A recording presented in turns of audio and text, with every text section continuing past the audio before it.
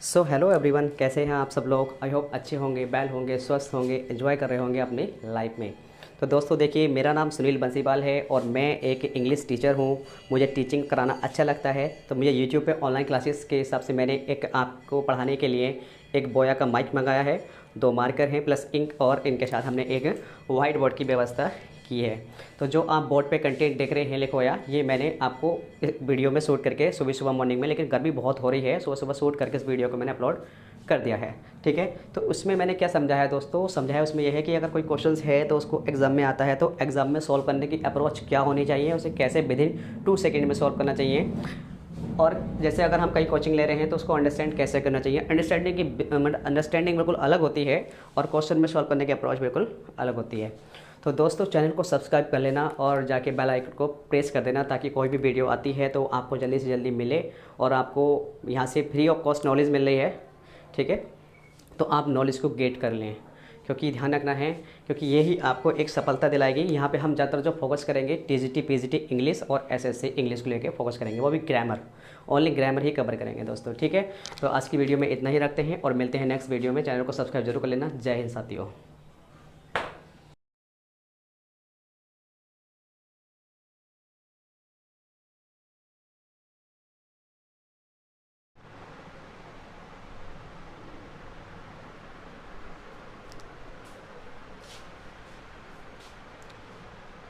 So hello everyone, कैसे हैं आप सब लोग।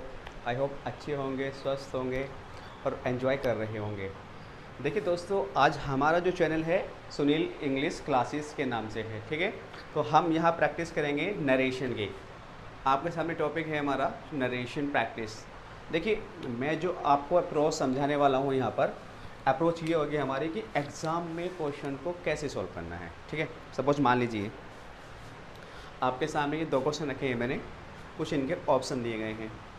तो एग्ज़ाम में अगर ये क्वेश्चन आ जाए तो हम इसको कैसे सॉल्व करेंगे, हाउ टू सॉल्व इजीली, आसानी से विद इन 2 सेकेंड में या 3 सेकेंड में कैसे सॉल्व करेंगे। ठीक है, देखिए सपोज़ जब हम किसी इंटरमीडिएट या 9th-10th में हम पढ़ के आए हैं नरेशन वगैरह, तो हम उसको कैसे ट्रांसलेट करते हैं, उसका एक एग्जाम्पल ले लेता हूँ। देखिए, जैसे सपोज मान लीजिए हमने एक एग्जाम्पल लिया,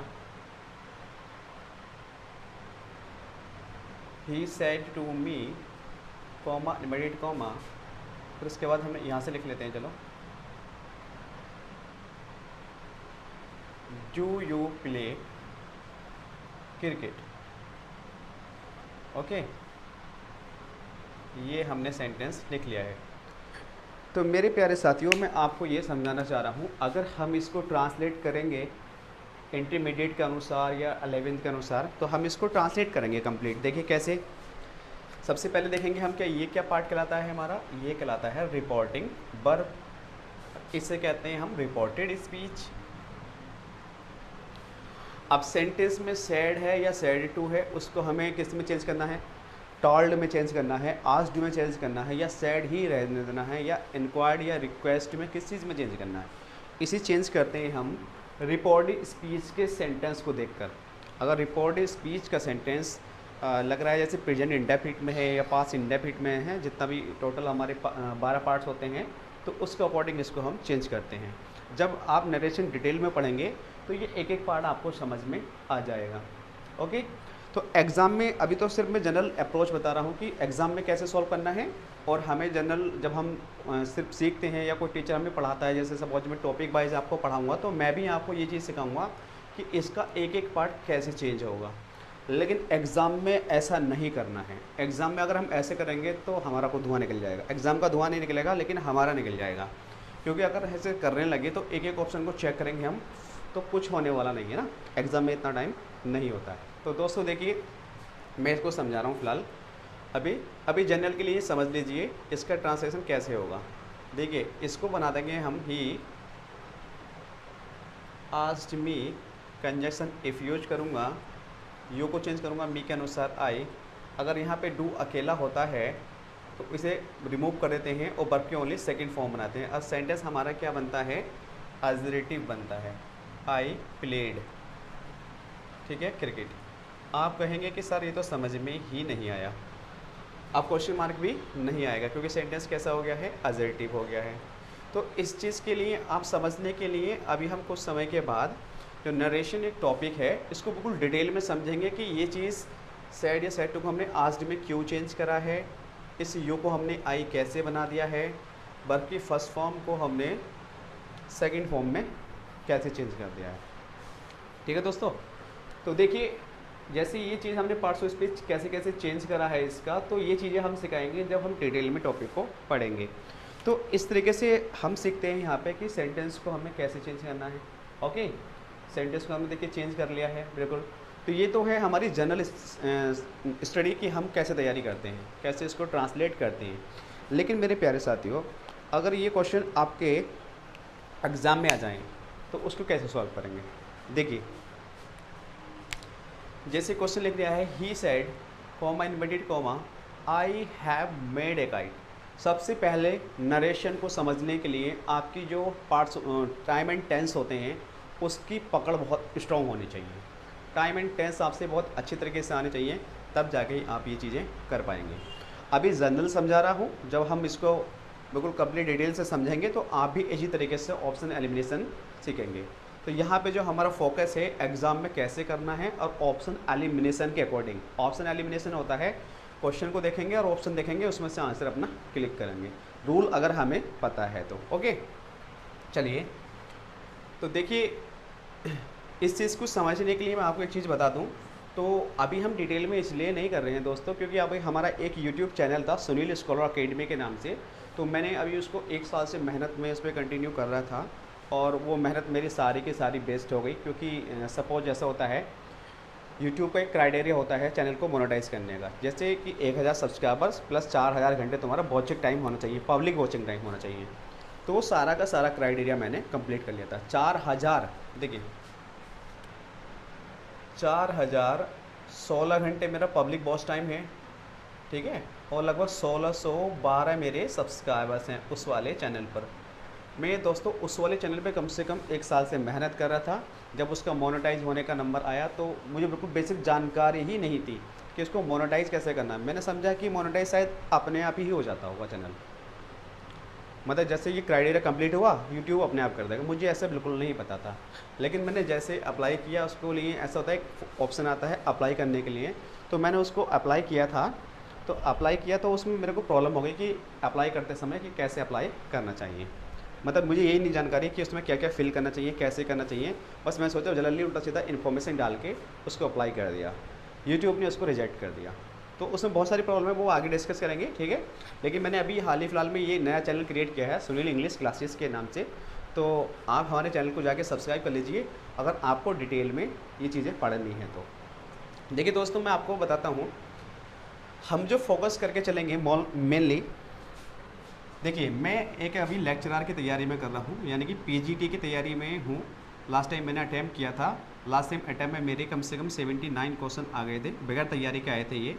तो मैं आपको ये भी बताऊंगा कि अगर आप यूपी टीजीटी पीजीटी इंग्लिश की तैयारी कर रहे हैं तो आप उसकी तैयारी कैसे कर सकते हैं। स्ट्रेटेजी हम सब बाद में बता देंगे।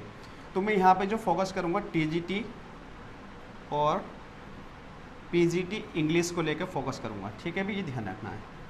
लेकिन आपको ये भी ध्यान रखना है कि नरेशन का ऐसा कोई सा पार्ट्स नहीं है जो एसएससी में नहीं पूछा जाता है। कोई डायरेक्ट इनडायरेक्ट हर एग्ज़ाम में पूछे जाते हैं ना, तो कुछ कॉमन पार्ट होंगे जो टीजीटी पीजीटी में जो हमारे नहीं पूछे जाते हैं, और वैसे तो सब कुछ पूछा जाता है और एसएससी में भी सब कुछ पूछा जाता है, ठीक। तो फिलहाल इसके हम ज़्यादातर इस पर फोकस करके चलेंगे, टीजीटी पीजीटी और एसएससी, ठीक है भी दोस्तों। देखिए अब क्या करना है, क्वेश्चन समझना है।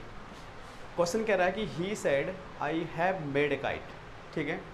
अब इसको देखिए, यहाँ सेड है तो ये रिपोर्टिंग वर्ब है, ये रिपोर्टेड स्पीच होती है हमारी। जब ये पास्ट में होती है तो इसमें हैज़ हैव को हैड में चेंज कर देते हैं, बस इतना ध्यान रखना, हैज़ हैव को हैड में चेंज कर देते हैं। तो जिस ऑप्शन में हैड होगा, और हैड के साथ देखिए यहाँ पे हैव के साथ भी वर्ब की थर्ड फॉर्म आती है, तो हैड के साथ भी वर्ब की थर्ड फॉर्म आएगी, यानी कि जहाँ सेंटेंस में हैड प्लस वर्ब की थर्ड फॉर्म होगी वो मेरा आंसर होगा। पहले मैं उस पर फोकस करता हूँ। तो मैंने देखा देखिए यहाँ पे हैव का हैड ही नहीं है, ऑप्शन नंबर यानी कि ए हमारा गलत। इसमें हैड है, ठीक है, लेकिन देखिए यहाँ पे सैड है तो यहाँ पे बिल कैसा आ जाएगा, बिल नहीं आएगा ना, ये गलत हो गया ऑप्शन। ऑप्शन के अकॉर्डिंग ही चलना, एग्जाम में ऐसे ही सॉल्व करते हैं, ठीक है। अब देखिए यहाँ सैड है, दैट है, ठीक है, अच्छी बात है, हो सकता है ये आंसर, लेकिन इससे पहले देखेंगे सैड दैट ही, ये भी हो सकता है। अब देखना कि अब दिक्कत क्या चल रही है, सारा सेंटेंस सेम है, लेकिन ये जो हमारा प्रोनाउन है, सॉरी नाउन प्रोनाउन है, इसको चेंजेस करने की दिक्कत यहाँ पे आ गई। तो ये भी चीज़ हमें पता होनी चाहिए कि चेंज कैसे करते हैं। देखिए आई है तो ये इसके सब्जेक्ट के अनुसार चेंज होता है, जो स्पीकर होता है ये बोलने वाला, ठीक है, जिसे हम सब्जेक्ट कहते हैं। रिपोर्टिंग वर्ब का जो सब्जेक्ट होता है इसके अनुसार चेंज होता है। ये आई ही के अनुसार चेंज होगा तो ये ही बन जाएगा। अब जिस ऑप्शन में ही है तो हमारा आंसर होगा, तो ये है हमारा आंसर, तो ही ये वाला आ रहा है तो ये आ जाएगा, ये हमारा गलत हो जाएगा।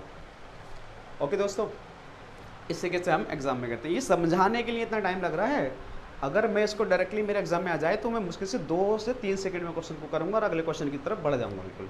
तो हम यही फोकस करने वाले हैं कि एग्ज़ाम में कैसे अप्रोच करनी है। ओके, देखिए दोस्तों, नेक्स्ट क्वेश्चन है कविता सेड कोमा इनवर्टेड कोमा आई शा द फोटोग्राफ। देखिए फिर मैंने रूल ये सीखा है कि अगर रिपोर्टिंग वर्ब मेरी पास्ट टेंस में है, रिपोर्टिंग वर्ब अगर मेरी पास्ट टेंस में है, अगर रिपोर्ट स्पीच का टेंस चेंज होता है, लेकिन कैसे चेंज होता है, देखिए अगर इसमें सेकंड फॉर्म है तो ये चेंज हो जाता है हमारा हेड प्लस वर्ब के थर्ड फॉर्म में, हेड प्लस वर्ब के थर्ड फॉर्म में। ये चीज़ हमें आनी चाहिए, ये चीज़ हमसे आती है तो क्वेश्चन हमारा एकदम सॉल्व। तो जिस ऑप्शन में हेड प्लस वर्ब के थर्ड फॉर्म होगा वो मेरा आंसर होगा, अदरवाइज नहीं होगा। देखते हैं क्या इसमें है, आपका जवाब है नहीं है। क्या इसमें हेड है और वर्ब के थर्ड फॉर्म है, हाँ जी है। क्या इसमें है, आपका जवाब है नहीं है। क्या इसमें है, देखिए इसमें हैज़ दे रखा है, गलत। तो एक ही ऑप्शन बचा, ये हमारा आंसर। तो ये क्वेश्चन को सॉल्व करने की अप्रोच होती है। तो दोस्तों देखिए मैं आपको समझा रहा हूँ कि ये क्वेश्चन को एग्ज़ाम में सॉल्व करने की अप्रोच है और ये हमारी अंडरस्टैंडिंग है। इसको हमें कैसे पढ़ना है, तो इसको पढ़ने के लिए कुछ समय में ही स्टार्ट करने वाले हैं हम, बिल्कुल English detailed wise topic wise पढ़ेंगे इसको हम। तो आप हमारे चैनल को सब्सक्राइब कर लीजिए और जितने भी यूपी टीजीटी पीजीटी के जितने भी क्वेश्चंस पूछे गए हैं ग्रामर के, मैं सारे के सारे यहाँ पे सॉल्व कराने वाला हूँ, ठीक है। तो चैनल को सब्सक्राइब जरूर कर लेना और मिलते हैं नेक्स्ट वीडियो में। थैंक यू, आज के लिए इतना ही। Thank you everyone.